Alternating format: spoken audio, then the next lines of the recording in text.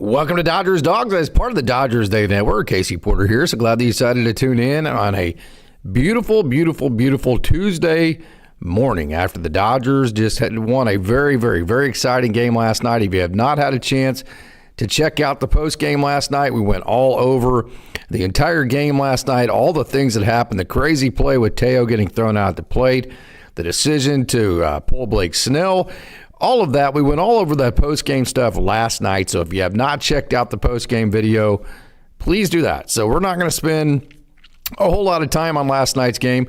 It was super exciting, but I will say this. I wanted to cover a couple of the happenings from last night that really, I think, will affect everything moving forward from here on out. That is number one. As you look at tonight's game with Freddie Peralta, we're going to get all into Freddie Peralta and his numbers and how he has done against the Dodgers. On paper, Yoshinobu Yamamoto, he doesn't have a big history against the Brewers. The only history he has was back in July, I believe it was July 7th, where he did not even get out of the first inning. So that's the only history and then it was actually in Milwaukee too. So this is going to be a revenge type setup for Yoshinobu Yamamoto because number one, the only time he's ever faced him was in the exact setting he's going to be number one and only.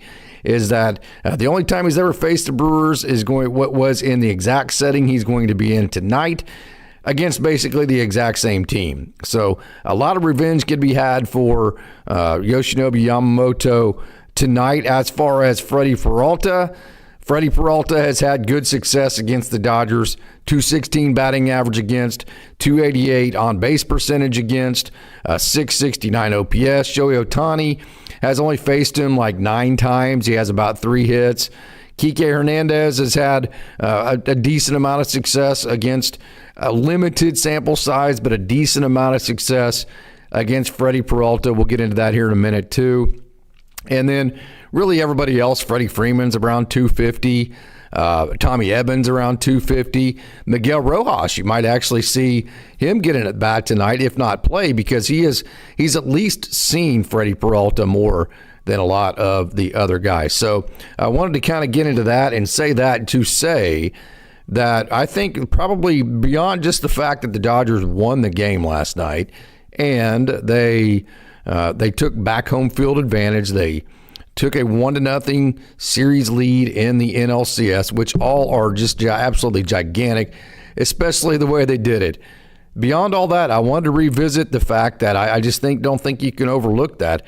When you look at all of the pitchers that that Pat Murphy threw out there last night against the Dodgers got to see all of the bullpen arms, the high leverage electric bullpen arms last night. Now we said that even in the preview show that we did on Sunday night, we said, hey, maybe the first time see him, it's like going through a lineup the first time through.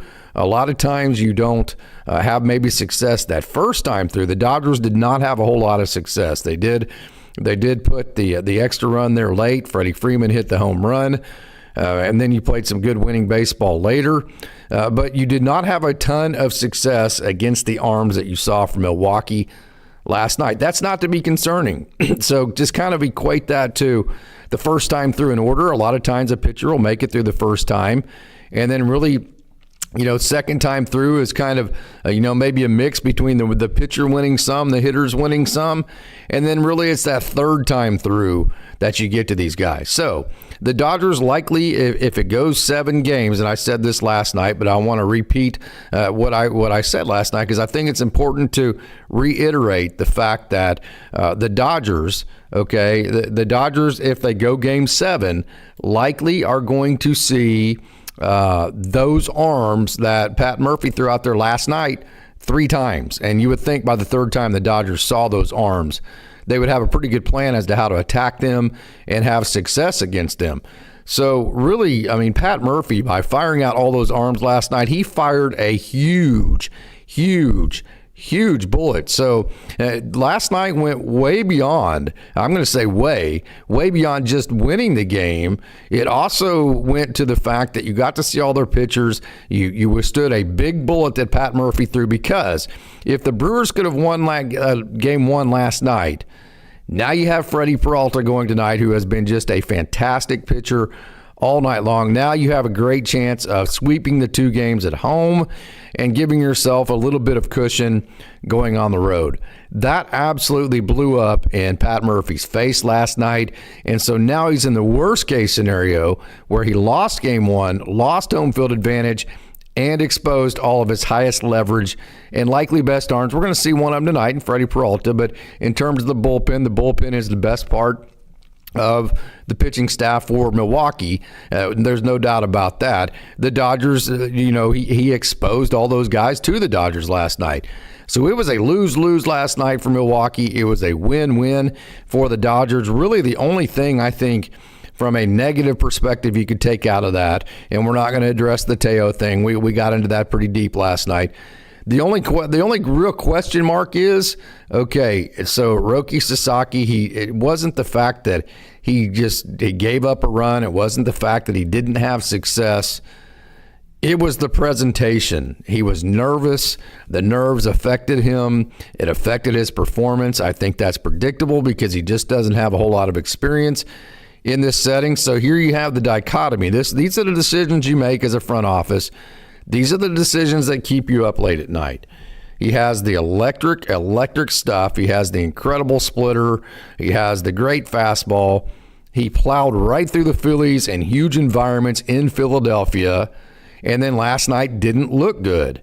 So the question that keeps you up at night, probably the biggest thing, if there is a negative to come out of last night, is you got kind of put back into your lap of, okay, is Roki Sasaki actually our guaranteed highest leverage arm? I don't want to say closer because we've said many different times, don't pin Roki Sasaki into being just the last 3 outs.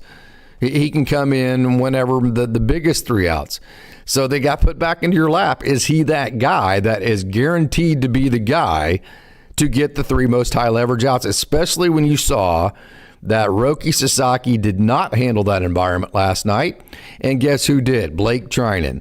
So you have the exact opposites, Roki Sasaki, who had been pitching well, showing that he could handle everything thrown his way coming into last night, didn't handle last night. Blake Trinan, the opposite, had not been pitching well, had not been handling the moments he had been given, but then did pitch well last night. So you're kind of thrown into that flux of who is my highest 3-out leverage right-handed arm. I think there's no doubt about it. Your highest leverage left-handed arm is Alex Vesia. He gets thrown into the fireman situation all the time. He comes through, he throws strikes, he throws good pitches, he uses that slider, the good carry on his fastball, and he does a really, really nice job of getting out of some really, really, really sticky situations. So let's get into a little bit of the Freddie Peralta talk that I wanted to get into today, and let's talk about. Actually, I'm going to need to make. Let me change this window capture here, and let me actually get the right one on the screen, and we will go from there. That's not it there. That's not it there. That's not it there either. Okay, this is it right here. So if you look at Freddie Peralta right here, pitching run value, fastball run value, breaking run value, breaking ball run value, off-speed run, it's all red, okay? I mean, the extension is good. Another thing that he does very well is he has good RPMs on his fastball, so his ball carries very well. And so a lot of red for Freddie Peralta. This is a guy that when he's executing is one of the best pitchers in the game. He's had just a simply fantastic year. His ERA is like in the mid-2s. Just know that his whip is right around 1, right? I mean, I think it's like 109 his whip is.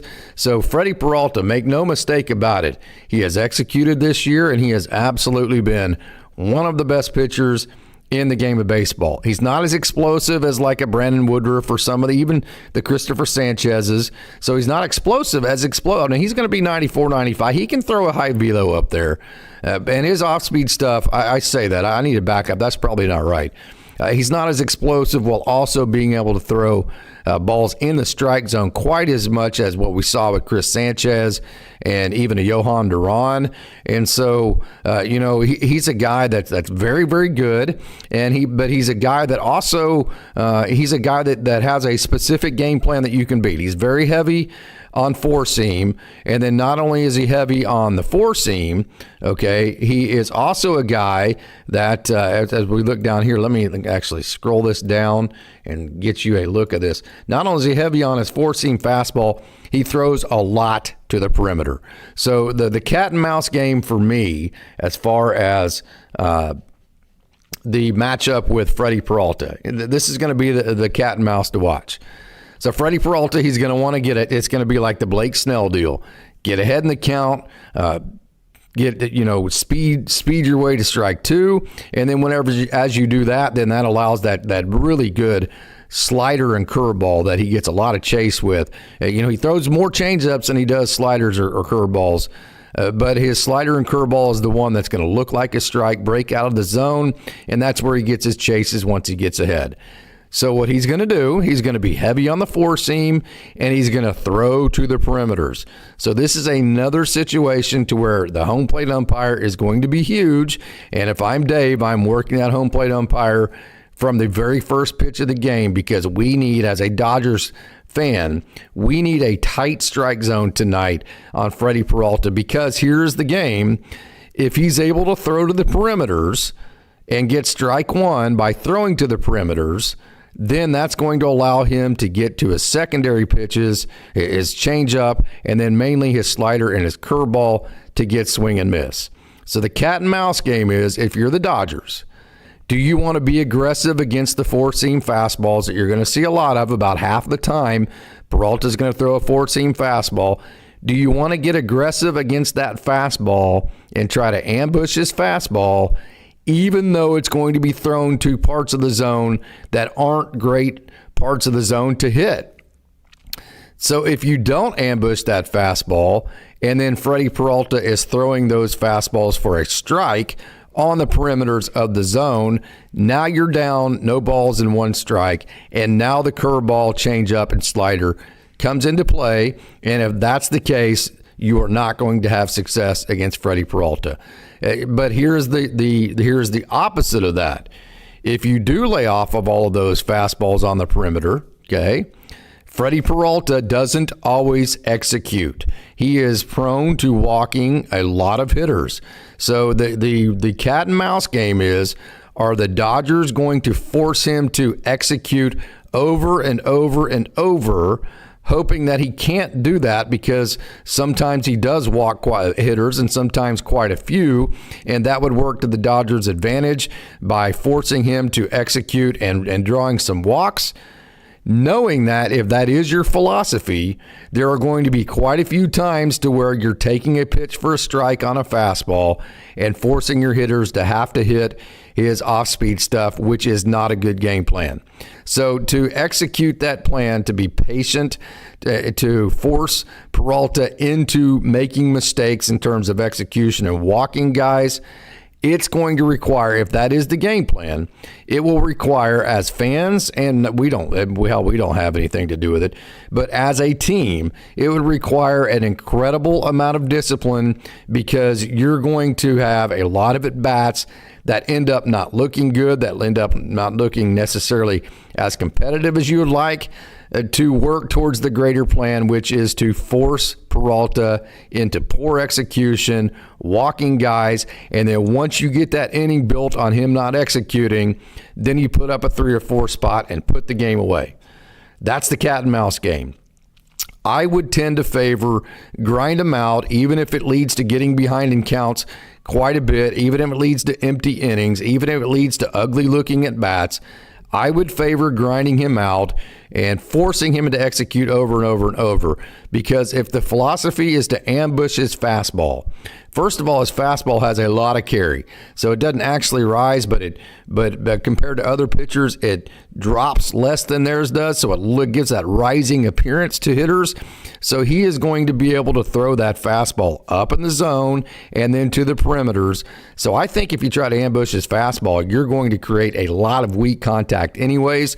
That's the other way that he gets guys out. So if you try to ambush his fastball, thrown to the perimeters and or to the top of the zone with great carry, the odds are you're not going to hit it hard anyways. You're going to have weak contact. He's going to get a lot of quick outs, and that's the worst case scenario against Peralta, right? So that's one way he gets outs. And then the second way he gets outs is if you don't try to ambush that fastball and he throws a strike with it, now he's ahead in the count, then he gets you out with its very, very, very good secondary pitches, and it kind of looks like a slingshot coming out of his hand. It gives a crossfire look to it, combined with the carry. So I really think those are the keys there in terms of what do you want to do with Freddie Peralta tonight. So I'm very excited to watch this matchup. 2.70 ERA, a whip of 108. That's what I was talking about earlier. Lots and lots of strikeouts, and those strikeouts come because he has a reputation. That's not necessarily a great strike thrower. Let's try to sit him out. Next thing you know, it's 2 strikes, and you're swinging at a curveball in the dirt. So 204 strikeouts in 176.2 innings for Freddie Peralta. I do think the Dodgers are going to strike out some tonight because I think they're going to be patient against him, and I think there's going to be times to where that patience is going to work against the Dodgers hitters because it's going to get them behind in counts, and it's going to force them to have to hit pitchers' pitches, and Freddie Peralta's pitchers' pitches are very, very, very good. But I think the overall goal will work if you're disciplined to it in forcing Freddie Peralta to execute over and over and over again, because if you grind out Freddie Peralta, look at who all the Brewers threw last night, right? Are they really going to throw those guys on back-to-back nights? And even if they do, now you might be looking at facing them 4 times in the series. So the Dodgers really have nothing to lose. If you're able to work and grind the pitch count in Freddie Peralta, it's a two-way winner. One is, even if he does have success, you're likely to get into their pen, and either you're getting down-staff guys in their pen that you can get to, or you're facing the frontline guys that you saw last night, and that's going to give you yet another look at them. So even if you lose that game at that point, you have gained some advantages while losing, right? So I just think that grind them out and see what you can do from there. Wait things out, be disciplined, strike when you have a chance, whenever in the inning where Freddie Peralta is not executing. I just think from a multi-layered aspect of things, that's the way to go tonight. We'll see, though. We'll see if the Dodgers come out and try to hit that fastball early on just to try to stay away from the very good curveball and slider that Freddie Peralta has. It's going to be an interesting cat and mouse game. As far as Yoshinobu Yamamoto, the exciting part of this is we saw last night Blake Snell, he got ahead in the count with his off-speed stuff, threw enough fastballs, especially the changeup, and then also the curveball and slider going into righties. Changeup moving away from righties, curveball, slider moving away from lefties. That was a great combination. So what was the great combination? What was the biggest key to success for Blake Snell last night? Getting ahead in the count, which allowed him then to sweep the ball and or change up the ball to get to his out pitches, right? Okay, so get it ahead in the count and then use your overpowering great stuff once you have a pitcher's count. That was the formula last night for Blake Snell. The great part of that is Yoshinobu Yamamoto can do the same thing. He has a good fastball. He has the incredible splitter. He has a good curveball. He has a really nice slider. I can't imagine the Dodgers changing up the the game plan whatsoever tonight, hey, it's going to be Yoshinobu Yamamoto. Flip in some curveballs. Flip in some splitters for strike one. Let's pitch backwards a little bit. Let's get strike one. They don't have to be to incredible spots of the. Here's another deal. The Milwaukee Brewers don't hit a ton of home runs, so you can challenge the strike zone early in counts a little bit more because you're not quite as worried about them hitting the ball out of the ballpark. Yamamoto has the ability and the arsenal to execute the exact same game plan that Blake Snell did last night, which would be get ahead in the count early with some off-speed stuff, dot your fastballs to part of the zone that will either get swing or miss or just simply can't be hurt, and then use your really overpowering dirty stuff to induce chase. Can't you see that from Yamamoto tonight? I definitely could. So the positive aspect of this is I think that if this comes down to if Yamamoto throws to his capabilities, this game is over, okay? The Dodgers are going to win this game. They are going to find an inning against Freddie Peralta and or the down staff bullpen, and or they're going to get to see the same high leverage arm second day in a row. If Yamamoto goes out and executes the same plan that Blake Snell had last night, game over. The Dodgers will find an inning or two where they can put up a crooked number, and then they will beat the Brewers by not allowing the Brewers to score a lot. If Yamamoto, here's the scary part. So that's the A-plus side of things. But the way Yamamoto goes, he's hot or cold. If he goes out there and he's not throwing strikes and he's walking guys and he's getting behind in the count, that is literally the exact worst thing that you can do for a offense that's set up like Milwaukee. So the very fun cat and mouse game to watch in terms of Yamamoto versus the Brewers, if he's able to get ahead in the count and then force Milwaukee to swing at pitches with two strikes that are out of the zone, it's lights out for Milwaukee. That's the good part for the Dodgers. The flip side of that is if he's not throwing strikes, he literally has the worst case set up to face the Brewers because they won't swing, they will walk, they will steal bases, and they will score runs just like we saw on July 7th, the last time Yamamoto faced them. So we've seen the bad matchup from that perspective where he was throwing hittable pitches, not throwing strikes, and it was a disaster. There is the exact opposite possibilities of that tonight, to where you flip the execution and you have a great game and you move on from there and you win game two. And if the Dodgers win game two tonight, boy, that nothing's ever over because the Brewers are very, very good and they're very capable. So never say never. Nothing is ever impossible, but it would be very, very tough for the Brewers to come back from that type of deficit. Also, if you look at what's going on tonight with Freddie Peralta, Freddie Freeman, I think, is set to have a big night tonight. Max Muncy, I think, will have a better matchup against Freddie Peralta. And then Shohei Ohtani should have a better, not that Freddie Peralta's not good, but he's not left-handed like Christopher Sanchez. He's not left-handed like Jesus Luzardo. So just by him being right-handed, that should be a better setup for Shohei Ohtani. So I think this stands to be a game to where Shohei Ohtani can break out of things.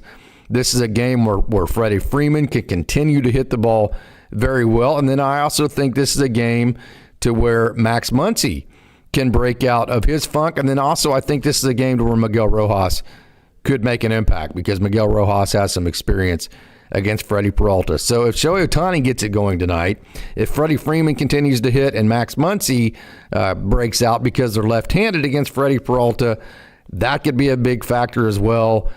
Will Smith hit the ball well last night, and we know that Will Smith, once he gets hot, he can stay hot. He could be a good matchup. So I'm very optimistic about tonight. Obviously, you have to play the game. But, hey, Yamamoto could go out there and not throw strikes. He could go out there and try to nibble too much. And if he nibbles, the Brewers aren't going to swing. And if he's not throwing strikes, the Dodgers are going to lose. It's going to be that simple because the pivot to whoever else it would be, who would it be, right? Maybe a Justin Robleski. At that point, you're not punting the game, but you are maybe an Emmett Sheehan. You're not punting the game, but you definitely are kind of scoping and gauging whether you think you're going to win or not to determine whether you want to use your highest leverage arms late in the game. That could happen too, but we shall see. I just don't see Yamamoto going out in a setting like tonight. I just don't see him going out there not throwing well. I just think he's going to rise to the occasion. He seems to be that kind of guy to me. I think Freddie Peralta is going to rise to the occasion too. I just think there's going to be at least one inning where he doesn't execute. The Dodgers get him on the ropes, and whether the Dodgers actually come through and cash in that situation, at least one inning, because they're going to have to ride Peralta. With the way that they threw their bullpen last night, if you're Pat Murphy, you're coming in tonight telling Freddie Peralta, not only do we need you to shut the Dodgers down, we need you to do it for like 8 innings. We need you to go all Blake Snell on their ass tonight, right? Because we just used all our bullets in the bullpen last night. So, I think that the Brewers are going to have to rely on Freddie Peralta to go long into this game. And I just think as he goes long in the game, there's probably going to be, let's say, 2 innings that he doesn't execute. The Dodgers make him pay. And how much they make him pay is going to determine the type of offensive night the Dodgers have tonight. So I think that's a positive for the Dodgers. I think they have the type of discipline and experience in terms of hitters. Now, Andy Pages, he needs to learn that. We talked about that last night, the discipline aspect of things. Just relax, quit being jumpy, quit being antsy. Easy for me to say, I'm not the one doing it. I'm just talking behind a microphone.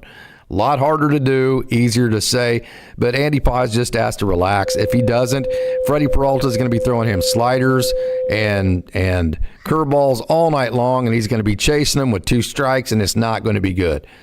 So, there's the cat and mouse game again offensively for the Dodgers. Do you ambush the fastballs thrown to the perimeter, just stay away from the off speed, or do you stay patient and not swing at those 4-seam fastballs on the perimeter so as to drive up the pitch count, knowing that Freddie Peralta has to probably go deep in this game, and or you're going to see down staff arms, and or by staying patient, you're saying, hey, in 1 or 2 of these innings, we're banking on Peralta not executing, and in those 1 or 2 innings, we're banking on us striking in those innings, and we'll stay patient with that game plan. So that's the cat and mouse there. We have a great crowd logged in. Hey, Al Minerva, good morning. Playoff baseball. Pitching silences offenses, no doubt about that. Steve Hawks, thank you so much for joining this morning. I greatly appreciate it. The Brewers have not faced Yamamoto, Snell, or Ohtani this season. The July 7th, Yamamoto. Eric Lou, the problem I have with Treinen last night is he didn't look great either.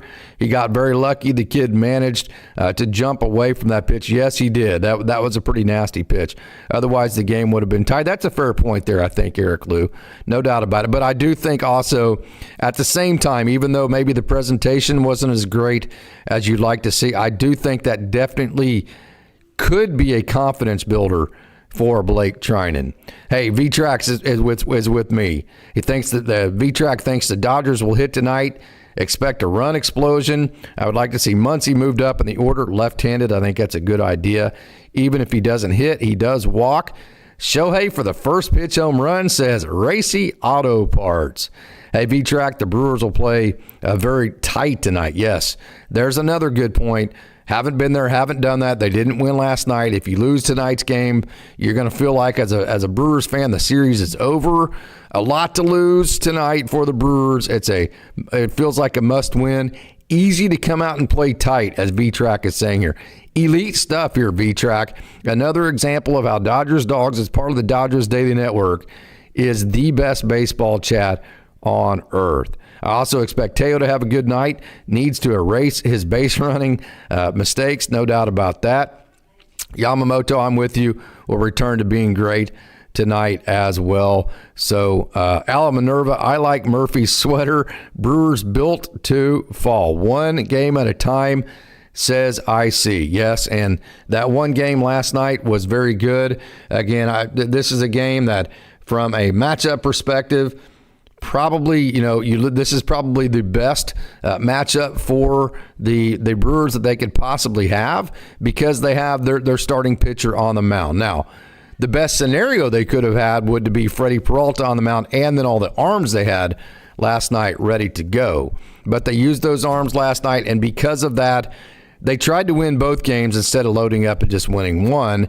And by doing that, a lot of times you risk losing both games, because if Peralta goes out there and he's not good, let me ask you, who does Pat Murphy turn to? He has no good choices. His two choices are either turn to downstaff guys or go back to your high leverage guys minus a Quinn Priester, which then gives the Dodgers yet another look at your high leverage guys, which means by Game 7, they've likely faced these guys and seen them 4 different times. So really the only good option the Brewers have tonight is Freddie Peralta winning and going deep and basically bypassing the bullpen altogether. Okay, so that screams to me, whenever you put into that equation that they need him to go deep, okay, because of the way they used their bullpen arms last night, with the fact that he is prone to walking people. He's not always a high volume strike thrower. When you put those two factors together, grinding him out and working pitch counts tonight, even if you have ugly at bats, even if you have ugly innings, that just screams to me that's the game plan. Not to mention that, hey, swinging on the other side of that, not to mention, even if you are aggressive, that could easily. So I think the one thing that would really play into the Brewers' hands tonight, and certainly Freddie Peralta, is if he's throwing that fastball in the outer half, he's throwing it up to the top of the zone, he's dotting it to the perimeter. The Dodgers are swinging at it early in counts, and they're creating weak contact. And they're just hitting weak ground. He gets a lot of rollover ground balls because he's going to throw it to the outside. And if you're antsy like Andy Pages has been, you're going to get in front of that thing, you're going to pull it, and you're going to hit a ground ball to Isaac Collins. And another thing about Freddie Peralta is that he really relies on his defense. His fielding independent numbers are way higher than his ERA, which tells you he puts the ball in play a lot because a lot of teams don't want to get to his off-speed stuff. They get aggressive early in the count on pitchers pitch fastballs. They pull those fastballs in the outer half. They roll over them, and they hit ground balls to left field or to shortstop. So if you see the Dodgers hitting a lot of ground balls to the left side of the infield, at least the right-handers, if you see them pulling a lot of ground balls and then hitting a lot of fly balls like to center field, they have the exact opposite approach. So if you see that early on, scream into your TV, quit rolling over the fastball, or at least quit swinging at it. So what Peralta does, I think the one chance he has is Dodgers get aggressive on the fastball early. They hit a lot of rollover ground balls. They get a lot of weak contact. They might make a lot of quick outs, and he's able to last 8 innings and also have success. That's doomsday for the Dodgers. So anything less than that is not doomsday. If you grind the pitch count, that works, even if you're not having a total amount of success. If you have success, that works even if you're not grinding it. So anything other than just letting Peralta get quick outs and have success, anything other than that is a positive for the Dodgers. So I just can't see any other scenario to where the game plan is not to grind out pitches. And again, it's fans. You're going to need to sit there and be patient. You're going to be screaming at guys, why aren't you swinging? This is, it's not going to always look great because you're going to be taking pitches that look hittable. You're going to be doing all those kinds of things. Just know if that's the case, if you see the Dodgers taking a lot of pitches, even if there's some bad at bats, okay, and they're taking their chances when they have them, I think that's the way. I think that's the way that it has to go. So, hey, a great crowd we have on here. Justin Lamas saying what I said earlier. I've said a couple of times now. We also saw a lot of Milwaukee's bullpen last night. Justin Lamas, Milwaukee also played a winner-take-all Game 5 on Saturday. That's a great point. So they are very thin. So, again, they need Peralta to go not only pitch good, they need him to go distance. He doesn't always throw strikes. Sit on him, force him to execute, be patient, and grind his pitch count all night long, even if early on you're not having success. Vic Baños, number 34 forever. Good morning, Coach. I agree that the Dodgers would have good offensive night and Ohtani hitting a home run. Here's another deal. We mentioned, I think it was a V-Track mentioned that it would be easy for the Brewers to be tight tonight. They haven't been in this situation. They haven't had a lot of playoff success lately. They've had a good team. This kind of feels like their team, right? Although if they do things right, I think they're going to have a good 4 or 5 year run where they could be very good. But this just kind of feels like that, hey, you have to win this game. It feels like a must-win game for the Brewers. If Ohtani can come out and hit a home run, the Dodgers can get a 2 or 3 run lead. And then really you can, with a 2 or 3 run lead, if you could score early, then you could really work the pitch count, because then it becomes about, you can become even more big picture. Whereas if it's like 0-0, you have to go back and forth between big picture. We need to grind the pitch count so we can get into the bullpen versus we need to have immediate success now. If you have a lead, you can play the big picture game the whole time and just work down Freddie Peralta and be as patient as you want. So I think that's a big deal there too. Maybe get aggressive early, especially with your left-handers that might get a better look at Freddie Peralta, especially with Shohei Ohtani, who is 3 for 9 lifetime against Freddie Peralta. Maybe move up Max Muncy in the lineup. Hopefully Freddie Freeman has a good look at him. Use your lefties to get aggressive early. Maybe don't be aggressive with your right-handers, but be aggressive with your left-handers, because the misses, most of the fastball misses, watch this tonight, for Freddie Peralta, most of the time he misses with his fastball is arm side. So that's going to favor lefties, because what happens is when he's throwing a fastball to a lefty and he's trying to throw it to the outside corner, it gets away from him and it tails away and it ends up way outside. So in my opinion, he has a lot harder time throwing to the outside perimeter. To just the statistical measurements of it, the fact that when most of his misses on his fastball to the arm side tells you that happens whenever he's trying to throw to the outside perimeter to left-handers. He's not very good at it. So if I'm a lefty, I'm taking away the outside corner. I'm looking for a fastball middle in, and I am not swinging at his breaking ball stuff.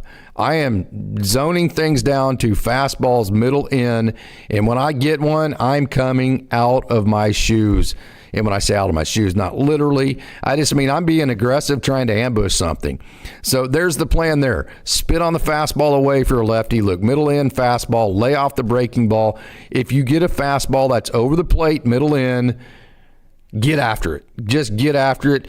Get the Dodgers the lead. Once the Dodgers, if they can get a 2 or 3 run lead, then they can really, I think for the right-handers need to be very patient to work the pitch count. And then once you get a 2 or 3 run lead, then you can be patient all in all and try to get to the bullpen. That would be a great setup for the Dodgers tonight.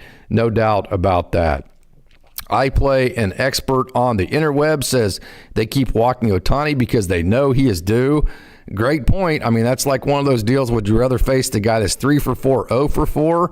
Some coaches will say, I'm not facing the 3 for 4 guy. He's hot. Well, other coaches will say, well, yeah, he's due to get out. And some coaches would say, well, I would rather face the 0 for 4 guy because he hadn't got any hits. Other coaches would say, I don't want to face the 0 for 4 guy because he's due, right? And so that's Ohtani right now. He absolutely is due. It is evening for Justin Lamas right now. It is live in France right now. It is evening for Justin Lamas. Thank you so much for joining Racy Auto Parts. A lot of pressure on the Brewers to get results tonight. Coach, do you think Peralta is an ace pitcher? Well, he has been and hasn't been. It's been back and forth this year, no question. He 100% is an ace pitcher.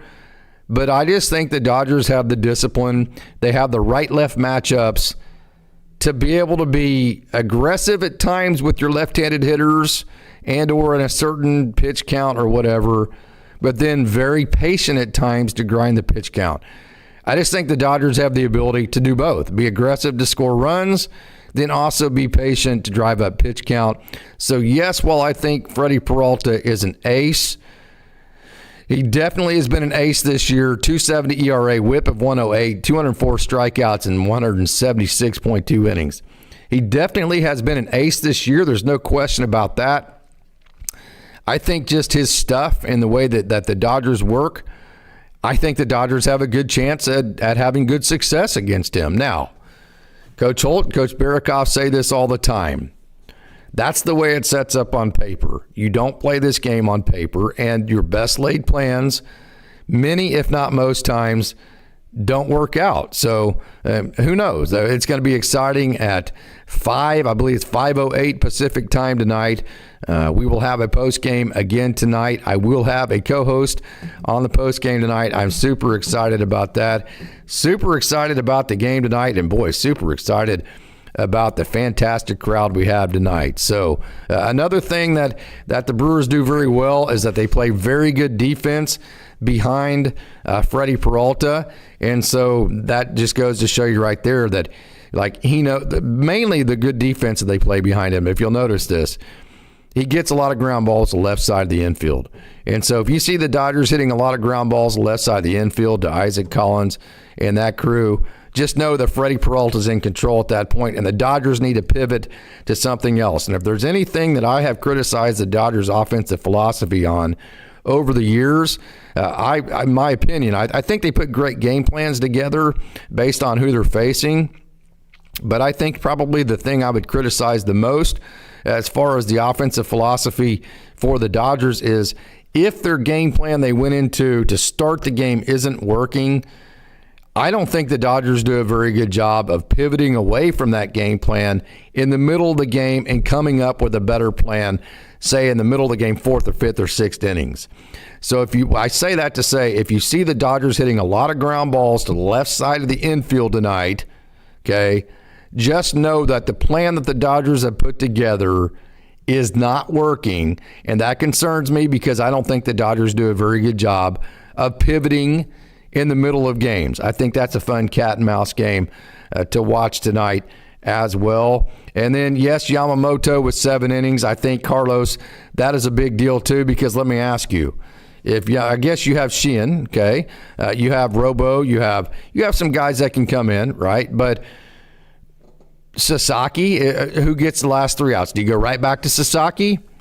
I would. I mean, but we'll see. I mean, I think that the performance, again, to circle back around, I think the presentation of the performance last night for Sasaki has to make you at least question, hey, is he the guy that we just give the ball to no matter what, right? I mean, not that you don't give him another chance. It's just that is he the no matter what highest 3-inning, 3-out guy that we have out of the bullpen? So, yes, I don't know if you need 7, but definitely 6. I think Emmett Sheehan could knock some innings down if you needed. No doubt about that. I think he would do a good job. And here's why I think Emmett Sheehan would be probably pretty perfect for the Milwaukee Brewers.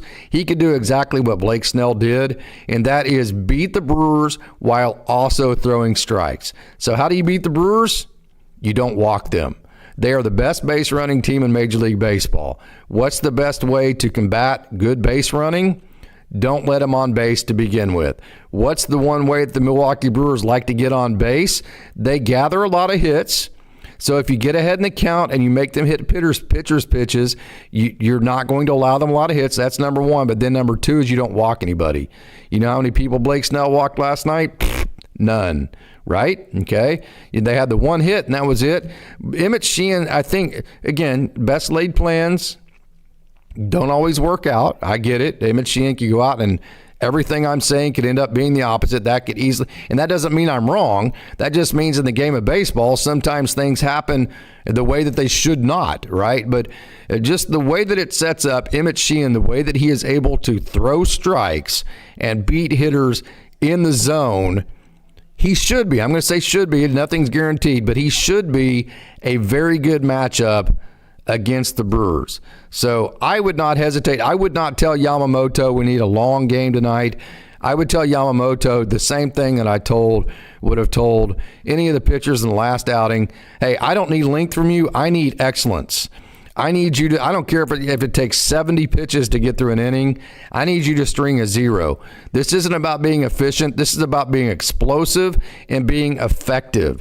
And so that would be my message to Yamamoto, because I know that I'm sitting on Emmett Sheehan, and I think Emmett Sheehan could go 4 innings, easy 4 innings against the Brewers, because I think he sets up well by the way that he throws strikes and beats hitters in the zone. Hey, Mansoor, apologies if let's see. Sasaki needs a day off. See, that's another deal, Racy. So let's say that you get 6 out of let's say you get 6 out of Yamamoto. So do you cover the last 4 of them at Sheehan? Who's your last? Do you throw Blake? Alex Vesia surely could knock down an inning. They're kind of neutral again. Alex Vesia wouldn't be bad because then you're giving the worst matchups against Yelich and Terang, but then also you have Andrew Vaughn lurking there, which in the 8th inning I thought was proud of Dave that he allowed Blake Snell to stay in and face Vaughn. Analytics were screaming to take Blake Snell out and let a lefty face Vaughn there. Then you face, especially if you know where you're going with Roki Sasaki in the 9th anyways, the analytics would have said to take Blake Snell out against Vaughn. He did not. He got Vaughn to ground into a ground ball. That was another moment where Dave didn't use analytics. Analytics would have said let Alex Vesia or Anthony Bonda face somebody else, or let one of your, not Vesia, but one of your right-handers face Vaughn. But instead of going with analytics, Dave went with, hey, I'm going with the guy that I have on the mound. So that was a good decision there. So you're going to have another decision like that. Let's say Yamamoto goes 6, Emmett Sheehan 7, 8. Do you let him close the 9th inning? I think after seeing Sasaki last night, I'm kind of with Racy. Give him the night off. Let him just kind of take things in. I'm still not completely in on Blake Trinan at that point. If you want to try Vesia for the last 3 outs, fine. I'm good for Vesia. I'm good for Emmett Sheehan closing it out. That would be my map. The best played plan is Yoshi, I need 6. Emmett, I need 2. Alex, I need 1. That would be my map for tonight's game. But you never know. I mean, hopefully Yamamoto could do better than he did on last time out where he did not make it through 1 inning. Okay, so that is going to do it for me today. We have had just an absolutely great crowd log in to Dodgers Dawgs as part of the Dodgers Daily Network. I can't thank you enough. This has been a heck of a lot of fun tonight. Actually, let's do this. Let me go through here right quick. And let me show you some of the matchups as far as if I can get them up. Freddie, hold on 1 second here. Give me just a second. Let me show you this so you can see it for yourself. Just kind of 1 second. So you can see it for yourself. Let's go over this and just kind of talk about it just for a second. Let me flip this over. Why not? Okay, we've got a couple of minutes here, so let's nothing better than covering Dodgers baseball, right? So right here's the matchups we're talking about. Okay, so whenever you're talking about Freddie Peralta versus the Dodgers, this is it right here. So what I was talking about earlier, okay, you've got Tommy Edman, who has quite a bit of experience. You got Freddie Freeman, who's had mild success. You got Miguel Rojas, which has had good success. Shohei Ohtani has had a limited look at him, but he's had success in the time he's seen him. Max Muncy has 10 at-bats. Teo has 2 at-bats. So a limited amount of exposure and a limited amount of success. And the guys who have had success have had even more limited amount of exposure. So there's a lot of unknowns here, but I just looking at this right here, I'm looking at Shohei Ohtani, I'm looking at Max Muncy, I am looking at Freddie Freeman, and I am looking at Miguel Rojas to play some type of role offensively. That's what I'm looking at tonight. I have all the things that I went through. You can eliminate all of that complicated stuff that we just talked about. If Shohei Ohtani, Freddie Freeman, Max Muncy, your 3 lefties have a good game tonight, then I think this is a game that could be comfortable for the Dodgers and not be one that you're sweating it out at the end, and you're not even having to use. That wouldn't have to be great if you're not sweating bullets like you did last night. So that's the way it looks as far as Peralta versus the Dodgers. Now let's go Yamamoto versus the Bill versus Milwaukee Brewers. Let's do that. And I kind of want to show you what we were talking about just a second ago in terms of the matchups. Right here, not very many, and it wasn't a good setting. So let's hope that Yamamoto uses that last outing as fuel. Let's hope that the Dodgers have a good game plan against Peralta. Let's hope that they either drive the pitch count up or have offensive success in terms of driving in runs. Let's hope that they have all of it, that they score and drive up the pitch count. Don't let Peralta go deep. Get into the bullpen and either see the high leverage arms one more time or face their down staff guys. So that's going to do it for me today on Dodgers Dogs. I want to thank everybody for tuning in. What a wonderful crowd we have out there. And remember, we will have a post game tonight, 5 o'clock. I believe it's 5:08 Pacific. We tee it up again. The Dodgers try to take a stranglehold on this series in game 2. So until next time, which will be tonight post game, I want to thank you for tuning in. It's a great day to be a Dodger.